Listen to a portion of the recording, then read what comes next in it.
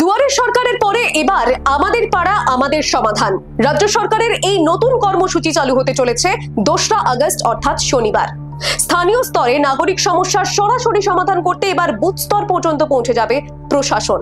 গত সপ্তাহে নবান্নে মুখ্যমন্ত্রী মমতা বন্দ্যোপাধ্যায় এবং মুখ্য সচিব মনোজ পান্ত এই প্রকল্পের বাস্তবায়নের রূপরেখা চূড়ান্ত করেছেন রাজ্যের জেলা শাসকদের সঙ্গে বৈঠকে। রাজ্যের ঘোষণা অনুযায়ী এখনো পর্যন্ত প্রাথমিকভাবে 80,000 বুথে চালু হতে চলেছে এই প্রকল্প এবং প্রত্যেক বুথে 10 লক্ষ টাকা করে বরাদ্দ, অর্থাৎ মোট 8,000 কোটি টাকা বরাদ্দ হয়েছে এই প্রকল্পের জন্য। এই কর্মসূচিতে রাজ্যের বুথে বুথে কি কি কাজ করা হবে সেই বিষয়ে একটি তালিকা প্রকাশ করা হয়েছে নবান্নের তরফে। জানা যাচ্ছে 14টি বিষয়ে কাজ করা হবে এই তালিকা অনুযায়ী।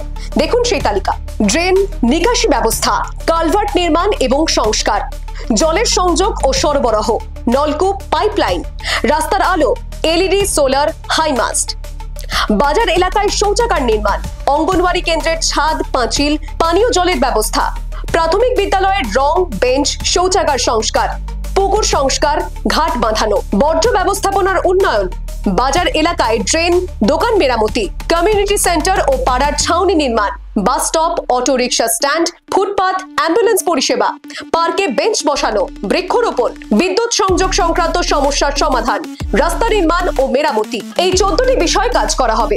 এই প্রকল্পের বিশেষত্ব, এতে জনগণের সঙ্গে প্রশাসনের পরোক্ষ নয় বরং প্রত্যক্ষ যোগাযোগ থাকবে। ইতিমধ্যে এই প্রকল্প নিয়ে জনগণের মধ্যে কিন্তু একটা অন্যরকম উৎসাহ তৈরি হয়েছে।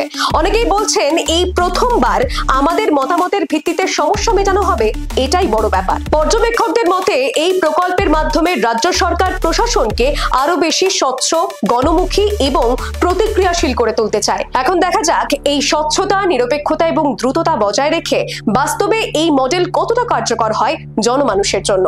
Bureau report, the world news.